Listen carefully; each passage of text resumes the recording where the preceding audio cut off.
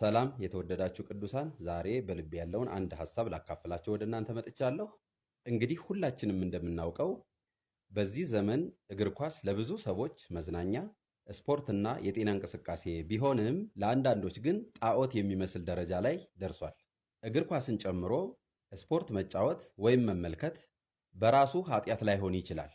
ነገር ግን እግር ኳስ የእግዚአብሔርን ቦታ ሲወስድ፣ የሰውን ልብ ሲገዛና የሰውን መንፈሳዊ ሕይወት ሲያዳክም ጣዖት ይሆናል። መጽሐፍ ቅዱስ ጣዖትን ከድንጋይ ወይም ከተቀረጹ ምስሎች ጋር ብቻ አያይዞ አያቀርብም። ከእግዚአብሔር በላይ በልባችን የምናስቀምጠውና በልባችን ስፍራ የምንሰጠው ማንኛውም ነገር ጣዖት ነው።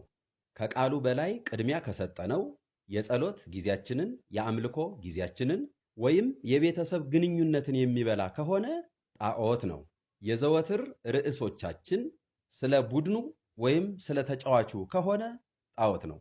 ልባችን ሁልጊዜ በእርሱ የተሞላ ከሆነ ጣዖት ነው። ደስታችንን ሙሉ በሙሉ በእግር ኳስ ላይ ያደረግን ከሆነ ጣዖት ይሆናል። በነገራችን ላይ ምዕራባውያን እግር ኳስን ጣዖት ወይም አምላክ አድርገውታል። ለአብነት ያህል አንድ ጊዜ የእንግሊዝ ወጣቶች እንደዚህ በማለት ተናግረው ነበር። እኛን እሁድ እሁድ ቤተ ክርስቲያን ሂዱ ከምትሉን ክለቦች ሳይጫወቱም እንኳን ቢሆን ወደ ስቴዲየም ሂዱ ብትሉን ይሻለናል ብለው ነበር። እናም ዓለማዊነት ከመንገድ አስወጥቷቸዋል።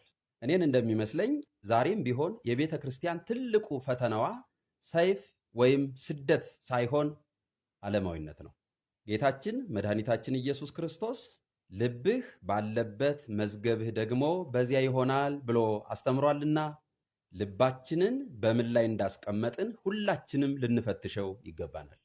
ሐዋርያው ጳውሎስም በአንደኛ ቆሮንቶስ ምዕራፍ 10 ቁጥር 14 ላይ ወዳጆቼ ሆይ ጣዖትን ከማምለክ ሽሹ ብሎ ነግሮናልና ከእንደዚህ አይነቱ አደገኛ ጣዖት ራሳችንን ልናሸሽ ይገባናል። ጸጋ ከሁላችን ጋር ይሁን።